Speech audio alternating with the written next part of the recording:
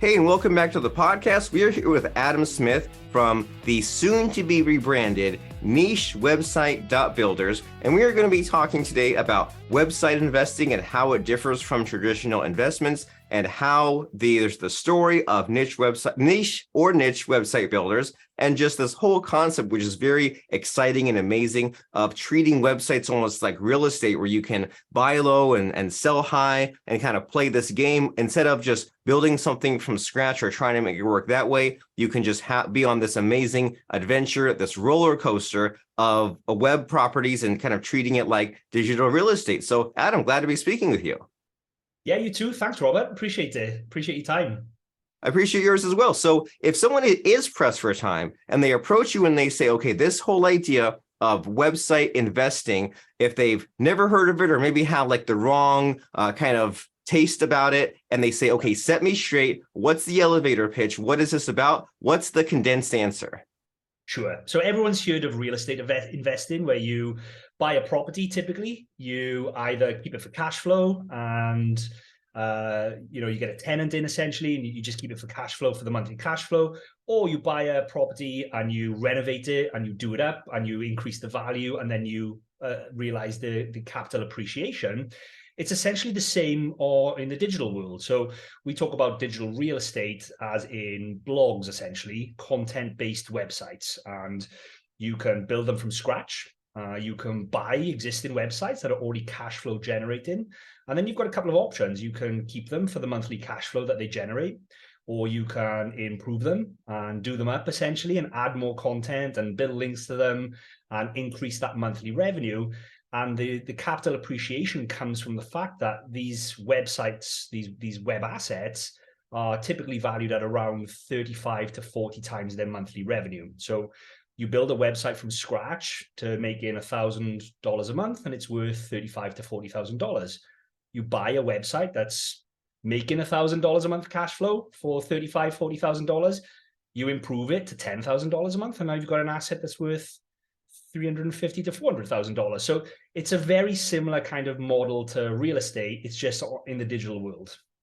Fantastic. And I like how you kind of put it, where depending on your patience or your lifestyle or your budget or the time that you have available, you can mix and match your approach to this, right? Like you buy it at this and it's got this multiple, and then you said that you could build it up and flip it, or you can say I'll wait a while before I flip it and enjoy the monthly income that comes in, and then if I'm starting to get bored with it, or I want to try something new, or a better opportunity comes along and I want to it takes some other cash, I can just offload this and move to the next thing. And so what sorts of like categories are these websites in? Like, you always hear about how the website flipping, it's big with like affiliate products or with e-commerce, etc. So like, as far as your company and your marketplace, like, do you have a favorite category, or is it all across the board?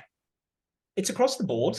So most of the websites that we build or help our clients with typically are affiliate-based websites, usually Amazon affiliate-based. And that basically, the Amazon affiliate program is amazing, by the way, if you don't know. So if someone comes to your website and reads a review of a product and clicks through to Amazon, that sets what's called a cookie.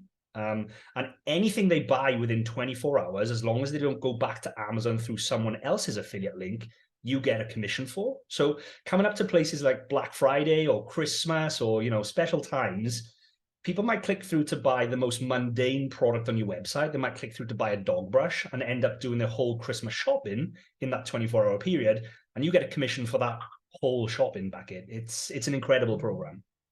But in terms of the niches that we're in, it's anything and everything from the food space, recipe-based websites, all the way through to plant-based websites and gardening, to dog care, anything and everything where you can create content and become an authority on a topic through content, essentially, we'll enter that space.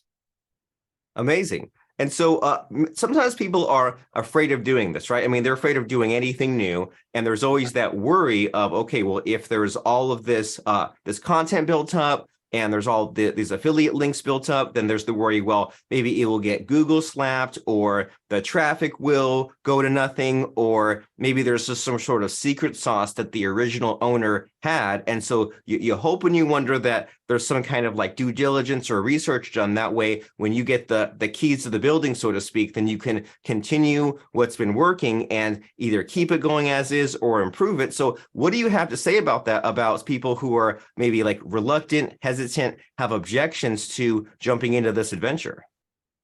Yeah, sure. I mean, there's risk in every investment to start with. There's probably more risk in website investing than there is in traditional investing in the stock market, for example, because you're at the whim of Google updates or affiliate programs closing and that kind of thing.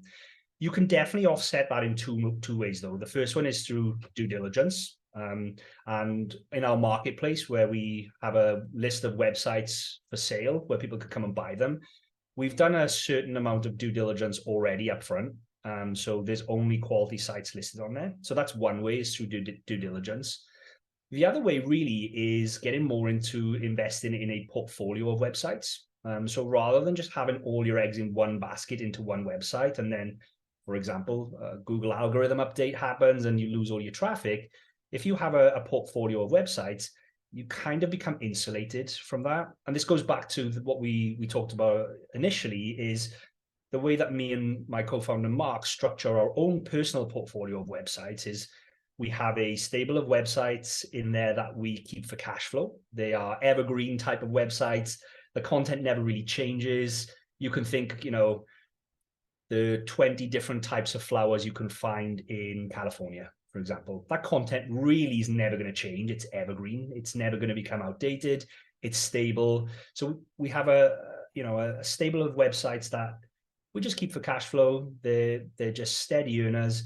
And then we have another stable of websites in our portfolio that we're actively working on and aggressively trying to build up. And that's for the flipping side of things. So when you get to that point, really, it doesn't matter too much if one website takes a 20% hit overnight, because typically, when one website drops down via a Google algorithm update, typically one or two websites in your portfolio might benefit from a Google algorithm update. So it kind of all balances out over the long term then.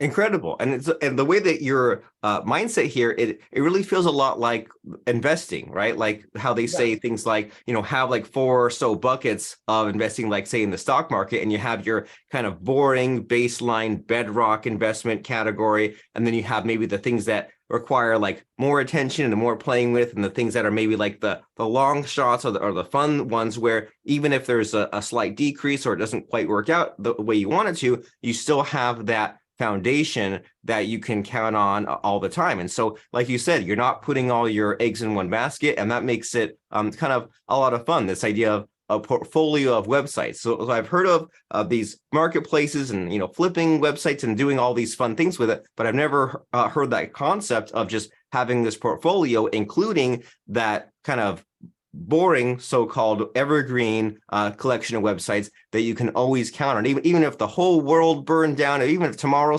Google said you need to pay to be listed with us or something crazy like that, even if the worst happened, then you could still count on those few websites making money for you. And so as you know, this whole concept of website investing, it lends very well to some fun stories. And you have this marketplace, you work with all kinds of industries and people. I'm sure you have some fun stories to share with us, success stories specifically about people that have kind of used this method. So what do you have to share with us? What do you think is exciting for a podcast?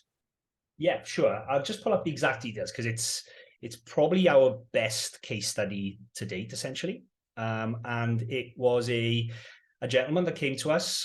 Essentially, he runs a small family office, so never invested in websites before. Was the first website he'd ever owned.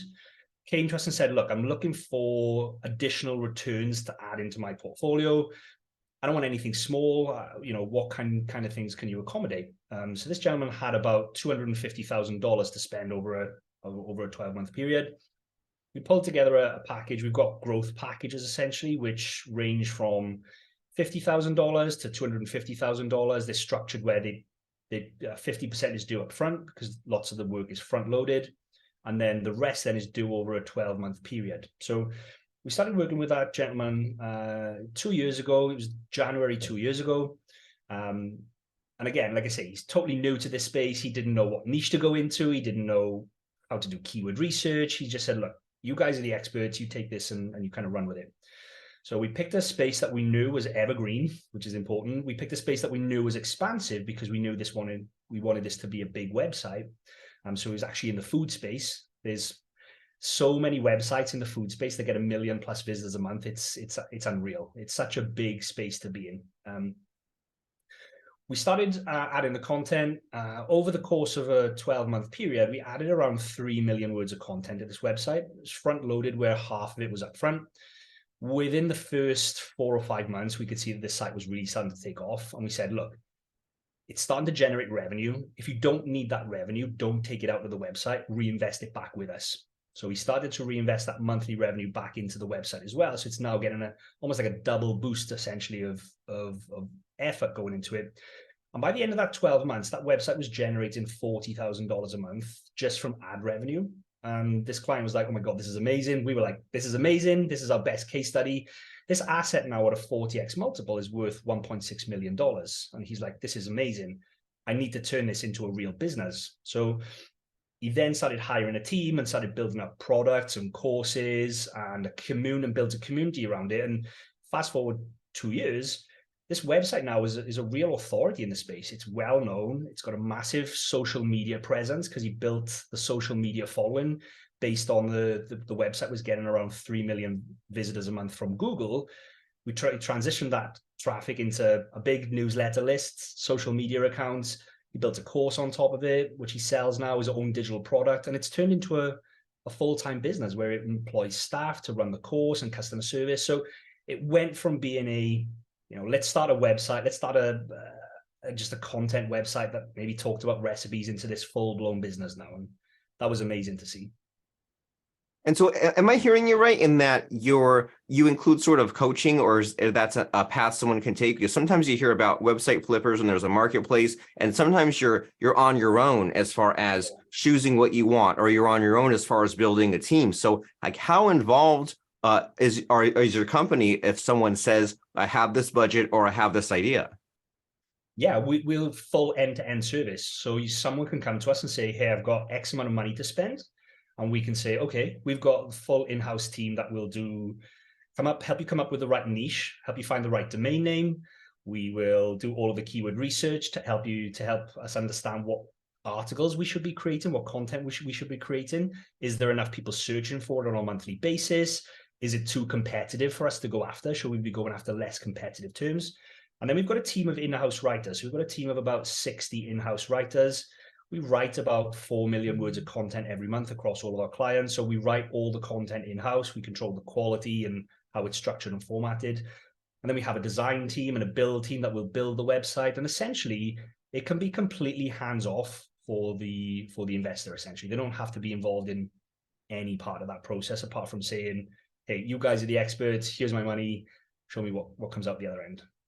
That is super cool. And so what is the right size budget for this sort of thing? Like, I know that's kind of a loaded answer because maybe there's like an established website, or maybe they want to start something new and like register the domain name and all that. But if someone says, okay, I need to know how much budget to start with you, and maybe there's even like a good, better, best, maybe there's like multiple levels, but like about how much money would someone have to have ready to start on a journey like this? Sure. So we've actually, the answer to that is actually quite data driven. So what we did was, to answer that question, we went away, we analyzed 5,000 content and affiliate websites, and we looked at what are the ingredients and what's needed in terms of backlink profile and content in order to get to those different levels in terms of traffic levels. And from traffic levels, we can estimate monthly revenue. So we flip the question on its head and say to someone, how much money would you like to make from this website? And they might say, yeah, I just want to supplement my siding. I just want to supplement my job. I would be happy if I made an extra $500 a month. We can look in that data set and we can say websites on average that make $500 a month need X amount of content and X amount of links. That's the cost of this package, versus someone on the other scale, which says, hey, I want you to build me a website that makes me $20,000 a month. What's involved in that? And we look at that. Typically, those packages range from anywhere from $50,000 up to $250,000. But it's not all due up front. 50% is due up front, and then the rest is due in 12 monthly installments afterwards. Typically, the website will start to see revenue towards the end of year one, and that revenue then can supplement those last couple of payments on that 12-month plan. Amazing. I love your logic and your thought process as far as like if there's a question where, you know, like here's the start and here's the end. Maybe sometimes solving the problem requires turning it on its head and saying, well, here's the start amount of money that we're not sure about. But if we say, well, how much money do you want the website to make? And then you backtrack from that and saying, based on that, how many backlinks do you need? How much affiliate commission do you need? How much content do you need to create? And then that kind of explains the amount of hours or amount of work, and then you get the cost from that. It's a pretty cool reverse engineering, data-driven way to think some of these things through, because as we both know, dealing with these huge numbers sometimes, it can be scary and it can be emotional. And by putting the data and the logic in, then you can take some of the, not all the emotion out of it, but take some of the emotion out of it and kind of make sure you are making these more logical, solid decisions. And so as far as this whole, niche website builder and website investing concept, like what question am I not asking? What's something that you see like a mistake being made all the time that you wish people were more aware of in this industry? Yeah, I think just general awareness of websites as an asset class, I think, I mean, me and my co-founder, Mark, we both kind of stumbled into this niche website, kind of invested in space, in a very similar way. We were both, well, Mark ran his own traditional agency, helping local businesses, and I was working for digital marketing agencies doing SEO. And neither of us really realized that there was a world out there where you could build these types of websites and sell them for 35 or 40 times their monthly revenue. And then one day I came across Flipper. It's one of the other marketplaces, probably the bigger, better known marketplace out there. And I was like, oh, I didn't realize you could build a website through SEO and sell this, sell it at this multiple. And I went out and I bought my first website while I was still working at an agency. I worked on it in the evenings and the weekends, and I flipped it about 8 months later, and I made more money in that 8 months than I made the full year of my day job. But that was almost like a light bulb moment. And Mark said the same thing. He was doing SEO for clients day in, day out, and he didn't realize this was an opportunity either until he's like, oh my God, there are these types of websites out there and you can make this kind of money. And I've been doing all this work for other people. So it's just, I guess, raising awareness that it's a different asset class. It's a new asset class. It's becoming more and more popular, and it's accessible and liquid. You don't have to know anything about websites, building websites. You don't have to be a technical person to outsource all of this work if you want to get involved in this space. I love it. Having an actual business, right? And having accounting and having all your numbers in order, so that way you can sell it if need be, or you can buy something where the work has already been done, and having a team and having staff instead of just flying by the seat of your pants and getting out of that employee mindset where if you're an employee, you're making money for all these other people who are on all these levels above you, and you're just getting this tiny little piece. And for those people out there who are frustrated with their financial situation, or even more frustrated building their business, maybe it's time to look at websites as an asset class, as you're saying, as something where you can grow it and then sell it, or grow it and make money from it, or just kind of think in different ways and work smarter instead of harder. And so we mentioned it, we teased at the beginning that Niche Website Builders is undergoing a rebrand. So this is what they call breaking news, hot off the presses. So what is this rebrand about, and what's the new brand? Sure. So the original brand, Niche Website Builders, came because when I met Mark, my co-founder, he was already blogging about his journey, essentially, of creating these types of websites. And he created a Facebook group. It was called Niche Website Builders, and the website was called Niche Website Builders. And then when we decided to launch the business, we decided to leverage that audience. So we didn't pick the name intentionally. It was almost a byproduct of kind of what Mark was doing originally.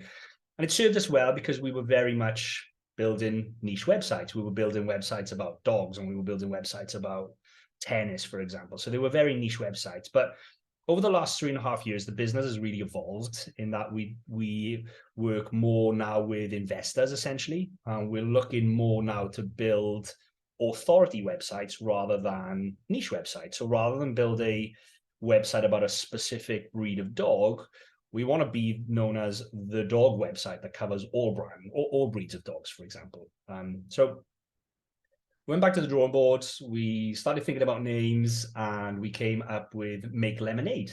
That's the new name of the business.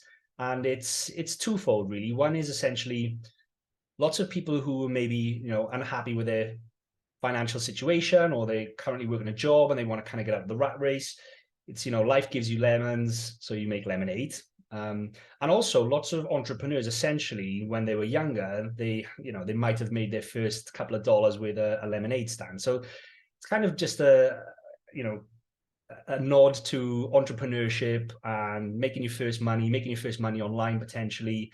And it doesn't tie us into just being, people just think we make niche websites anymore. So the new brand should be live this week, hopefully.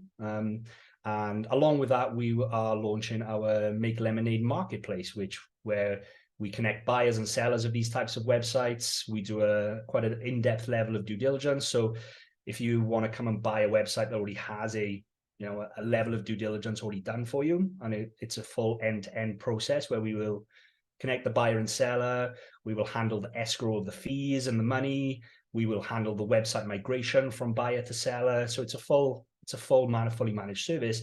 That part of the business is now launching, and that completes the whole ecosystem of what we're trying to do. We're trying to be the one-stop shop for anybody that wants to invest in websites. At the moment, we have the team and the capacity to help you build a website from scratch or grow an existing website, but we don't have the capacity to help you sell it. Now with the marketplace, we have the capacity to help you sell it and then potentially buy one and start again. Wonderful. All bases covered. And so the new branding is Make Lemonade. And we said that the old domain niche website.builders will redirect, but what is the new website, and are there any other relevant links? Like, for example, is it important to join that Facebook group? Is that going to be rebranded as well? What are the next steps, call to actions? Sure. So the new domain name is going to be called makelemonade.agency. And we also have a very popular YouTube channel podcast. So if you search for Niche Website Builders on YouTube, you'll find us. It's still going to be called Niche Website Builders on YouTube, and it's still going to be called Niche Website Builders Podcast. Our Facebook group is still going to be called Niche Website Builders, but we're going to be by Make Lemonade. So you'll still be able to find anything if you search for Niche Website Builders. Okay, so a logical starting point: search for Niche Website Builders, find the YouTube channel, and find the website, and find everything else that is appropriate and relevant. And so as I've said before, Adam, like, I've spoken to many different website flippers and people that talk about this concept, but very few are as hands-on as it sounds like you and your team are. Many times you're just kind of left alone to figure out what made that website work. You're left alone to hire a team or hire a coach. So it's amazing and incredible that your team can jump in and help with that. And so as people are going to search Niche Website Builders and find makelemonade.agency and find all about you and your company, as we wrap up, wind down our conversation, it's always fun to end on a high note and to think about those really profound lessons or quotes or just things that are really stuck with you. And so sometimes you might think, what advice would you have gotten 20 years ago that would have really helped you along? Or, what could you tell yourself 20 years ago? So does anything along those lines come to mind for you? Either some really helpful advice or really helpful lesson or quote, or what can we really throw in here to end our interview or conversation on a really high note? What do you have? Yes, 100%. So if you haven't read the book Built to Sell, then I would 100% recommend it if you are building a business that you're trying to scale. Even if you're not looking to sell your business, we're not looking to sell the business, but essentially it's all about delegating and making sure that you are doing tasks that are important and that you are good at. Me and Mark, for the first year of the business, as we scaled from just me and Mark to about 50 employees, we were doing everything from HR to finance, and we were really stretched, and that hindered essentially the growth of the business. So anybody scaling a business, read Built to Sell. It's all about how you structure your team, all about how you get the best people in the best places and allow you to focus on the things that really matter to you, which is essentially working on the business rather than in the business. And we both say all the time, we wish we'd done that sooner, essentially. And you hear that so often, just that you wish you'd gotten the house tidied up in an order. And like the metaphor that always goes into my mind is, let's say you were living in just a rundown house where the walls are rotting off and there's termites, and you say, I don't like living in this house, I'd love to sell it. And you might put on a fresh coat of paint, might put in new floorboards, things like that. And then once the house is fixed up, not completely, but just, fixed up and livable enough to sell, you might say, now I actually like living here. So then once you fix up that falling apart 200-year house, then you say, well, either I can sell it, or now I enjoy even living in it. And I guess at the end of the day, you have options, you have choices, you have possibilities. And so lovely advice. Check out Built to Sell. Even if you're not looking to sell, you can at least have a business that is less stress-free and can grow and scale and do all those fun things. So Adam Smith from nichewebsite.builders, soon to be makelemonade.agency. Very lovely speaking with you. Yeah, you too. Thanks, Robert. I appreciate your time. It's been awesome speaking to you. Appreciate you. It's been awesome speaking to you too, and I appreciate you 1,000 times as much.